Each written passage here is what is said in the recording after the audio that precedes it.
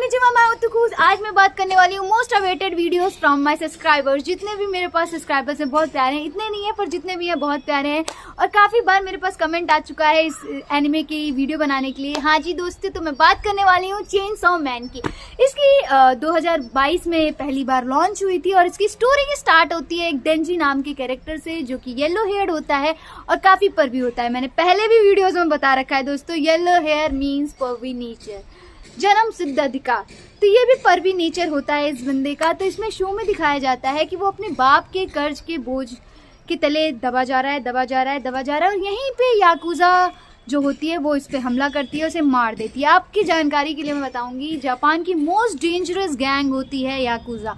तो इस समय डेंजी के पास एक पुचिता नाम का क्यूट सा पेट होता है, जो कि अपना हार्ट ट्रांसफर कर देता है हमारे डेंजी को और यहाँ से जन्म लेता है चेनसॉ मैन डेविल।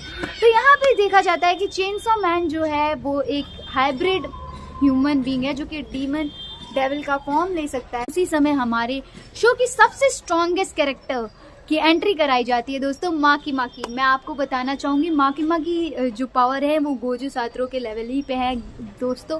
फिर माकिमा इसको हायर करती है public safety for devil hunters के टीम में। मैं आपको बताना चाहूँगी कि माकिमा इसे अपने पेट जैसा रखती है और ये भी बड़ा खुश होता है, इसका कैरेक्टर ही वैसा है। तो यहाँ पे इसे असाइन किया जाता है टास्क टू किल और कैप्चर गन डेविल। तो गन डेविल जो होता है मैं उसकी बताना चाहूँगी, ही मास्कर्ड 1.2 billion people in the past, जो कि उसको बहुत ही ज़्यादा डेंजरस बना देता है। तो इसलिए इसको पकड़ना होता है। और यहाँ पे बनाई जाती है मोस्ट फॉर्मिडेबल टीम, जो कि हमेशा हार के चली आती है, जब देखो तब हार के चली जाती है। इस टीम के मेंबर होते हैं डेंजी, आकी एंड पावर फिंड। तो आकी की पावर होती है, उसने फॉक्स डीमन से कॉन्ट्रैक्ट किया होता है, तो वो फॉक्स डीमन को समन कर सकता है। देखिए इसकी पावर बिल्कुल मेगुमी की तरह है फ्रॉम जुजुत्सु काइसेन। ओके, फिर यहाँ पे बात करूँगी मैं कि फिर एक पावर करके फिंड होती है, जिसकी पावर होती है कि वो अपने ब्लड मैनिपुलेट करके उसका वेपन बना सकती है। उसकी स्ट्रेंथ बहुत ज़्यादा अच्छी होती है, उसकी ड्यूरेबिलिटी भी बहुत अच्छी होती है और उसकी पावर बढ़ती है by consuming different devils, strong devils. और तो और उसमें ये दिखाया जाता है कि वो अपने ब्लड से लोगों को हील भी कर सकती है। और इसी दौरान सीजन में वो उसने डेंजी को हील भी किया था। अब देखिए इसकी जो है ना, इसकी एकदम नोबरा है ना हमारे जुजुत्सु काइसेन में, उसकी तरह इसकी पावर है थोड़ी बहुत, है ना। तो फिर ये आगे चलती है स्टोरी, फिर इन लोगों को पकड़ना होता है पर ये पकड़ पाते नहीं हैं। काफ़ी फाइट्स भी होते हैं, काफ़ी एपिक फाइट सीन्स होते हैं इसमें, तो ये नहीं पकड़ पाते हैं। तो यहाँ पे आकी कॉन्ट्रैक्ट करता है फ्यूचर डीमन से, पर फ्यूचर डीमन से कॉन्ट्रैक्ट करने की वजह से लाइफ के साल जो है उसे गंवाने पड़ जाते हैं इस डीमन से कॉन्ट्रैक्ट करने के बाद। और यहीं पे दिखाया जाता है कि इस शो में जो हमारे गन डेविल का कल्ट है वो हमारे डेविल हंटर्स को पूरी तरीके से ख़त्म कर देता है और माकिमा भी मारी जाती है। लेकिन दोस्तों माकिमा मरी नहीं होती है और सबसे एपिक चीज़ दिखाई जाती है, माकिमा की पावर दिखाई जाती है रिमोट डिस्ट्रक्शन की, जो कि उसे पावर देती है to crush any enemy from any distance by sacrificing human being. तो यहाँ दिखाया जाता है माकिमा जाती है क्योटो के जेल में, जहाँ पे प्रिजनर्स होते हैं जिनको डेथ सेंटेंस दिया जाता है, वो उनको सेक्रीफाइस करती जाती है और नाम लेती जाती है उन बंदों का जिसको उसको मारना है। और ऐसे दिखाया जाता है एक एक करके जो हमारे गन डेविल का कल्ट है ख़त्म होता चला जाता है। और इस तरीके से स्टोरी इसकी स्टार्ट होती है दोस्तों। और यहाँ पे हो जाता है सीज़न 1 का एंड। मैं आपको बताना चाहूँगी काफ़ी सारी पावर्स हैं हमारी माकिमा की, मैं अभी आपको मेंशन करूँगी। एक तो मैंने अभी बताई दी है, दूसरी है इसकी पावर कि कंट्रोल डेविल का ये यूज़ करती है, तो शी कैन कंट्रोल एनी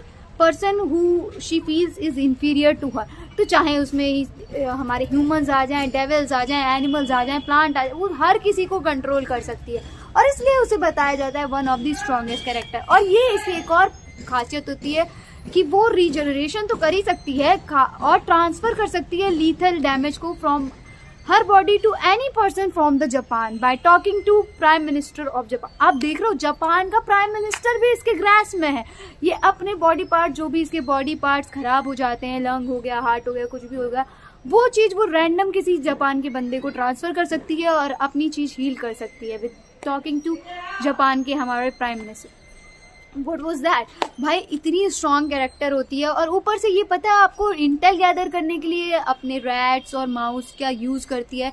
इसी तरीके से दिखाया जाता है। जो मूवी आई हुई है 29 सितंबर को प्रीमियर हुआ था मूवी हमारे वर्ल्ड वाइड, इंडिया में इतनी चली नहीं ये मूवी मुझे लगता है, क्योंकि एक तो पहला ही सीज़न आया था और काफ़ी लोग मतलब फॉलो नहीं करते हैं, काफ़ी लोग मोस्ट वॉच चीज़ें देखते हैं। तो चेनसॉ मैन कहीं ना कहीं निकल गई, नहीं देख पाए लोग। लेकिन काफ़ी प्यारी एनिमेशन थी, इसकी स्टोरी भी प्यारी थी। इस शो में दिखाया जाता है रीजी आर्क करके। तो यहाँ पे रीजी नाम की एक बंदी का इंट्रोडक्शन होता है मूवी में, जो कि प्यार में पागल होती है हमारे डेंजी की, जो कि मुझे सबसे क्रीपीएस्ट लगता है। मतलब कि उसको देख के पता चल गया था कि ये डेंजी को सिड्यूस कर रही है, कोई सच्चा अच्छा प्यार नहीं है भयंकर। क्योंकि लिटरली उसका मुंह देख के बता रही हूँ मैं, डेंजी जैसे बंदे को पसंद कर लोगी तुम, इतनी सेक्सी सी हो। तो वो चीज़ मैं समझ गई थी। तो बाद में पता जाता है कि रीजी जो है हमारी, वो हमारी बॉम्ब डेविल है। सो बॉम्ब डेविल भी गन डेविल के साथ की होती है। और यहाँ पे मतलब बहुत ही अजीब चीज़ें होती हैं, यहाँ पे फाइट्स होती है। उसको बाद में पता चलता है डेंजी को, तो डेंजी वर्सेस रीजी फाइट होती है, काफ़ी तगड़ी फाइट होती है, जहाँ पे दिखाया जाता है कि रीजी ने अपने टाइफून डेविल को भी अपने साथ कॉन्ट्रैक्ट में ले लिया है और साथ में ये बहुत ज़्यादा डिस्ट्रक्शन कर रहे होते हैं। यहाँ पे उसने ऑलमोस्ट हमारे चेनसॉ मैन को मार दिया होता है। और यहाँ पे चेनसॉ मैन जो हमारा डेंजी है वो ये डायलॉग कहता है कि everybody wants chainsaw man heart but nobody wants Denji heart. वो इतना हार्ट ब्रेकिंग होता है ना, मतलब सिंगल पर भी बंदा जिसको लड़की चाहिए और उसे लड़की मिल भी रही है, तो हर लड़की को उसका हार्ट नहीं चाहिए, जिसको भी चाहिए वो चेनसॉ मैन का हार्ट चाहिए। वो इतना हार्ट ब्रेकिंग मतलब होता है। भले ही हंसते खेलते दिखाया गया है थोड़ा सा वैसे, पर वो काफ़ी दर्दनाक सीन है दोस्तों। फिर आगे दिखाया जाता है इस शो में कि कैसे वहाँ पे एंजल डेविल की एंट्री होती है। और एंजल डेविल एक बहुत ही इंटरेस्टिंग बात कहता है कंट्री रैट और टाउन रैट के बारे में। यहाँ पे डिस्कस किया जाता है कि कंट्री रैट जो है एक सोफिस्टिकेटेड सिंपल ज़िंदगी जी रहा है, जहाँ पे उसे खाने को ज़्यादा नहीं मिल पा रहा है। वहीं पे टाउन डेविल को टाउन माउस को खाने को तो बहुत कुछ मिल जा रहा है, लेकिन वो कॉन्स्टेंट फियर ऑफ डेंजर में है। तो वो एंजल डेविल कहता है कि मुझे तो अपनी ज़िंदगी नॉर्मल सी जीनी थी। और एंजल डेविल की आपकी पावर होती है दोस्तों कि वो किसी भी बंदे को, किसी भी ह्यूमन बींग्स को अगर वो हैंड टू हैंड टच करेगा तो वो उसकी लाइफ स्पैन खींच लेगा और उस लाइफ स्पैन से वो बहुत ही खतरनाक वेपन्स बना सकता है दोस्तों। तो यही इसकी स्टोरी होती है। और वो कहता है I prefer to be a country mouse. और वहीं हमारे डेंजी जी को टाउन माउस बनने का शौक होता है कि भले ही मुझे मरने का, मौत का सामना बार बार करना पड़े, लेकिन मुझे खाना अच्छा मिल रहा है हर दिन तो मैं बहुत खुश हूँ, मैं ऐसी ही ज़िंदगी चाहूँगा। वहीं हमारी माकिमा कहती है कि उसको कंट्री माउस पसंद है। क्यों? क्योंकि वो ईजिली मैनिपुलेट हो जाते हैं और उनको ईजिली मैनिपुलेट किया जा सकता है। काफ़ी अच्छी और प्यारी एनिमेशन है, स्टोरी भी काफ़ी अच्छी होती है दोस्तों। यहाँ पे इसको पावर डेविल को, बॉम्ब डेविल को ये ऑलमोस्ट हरा देता है दोस्तों। और लास्ट सीन में दिखाया जाता है कि कैसे माकिमा अपनी पावर यूज़ करती है और माउस के साथ वो एंट्री लेती है और हमारी रीजी को मार देती है। जहाँ पे दिखाया जाता है कि शायद रीजी को सच में प्यार था हमारे डेंजी से, लेकिन उसकी स्टोरी यहीं पे ख़त्म हो जाती है दोस्तों।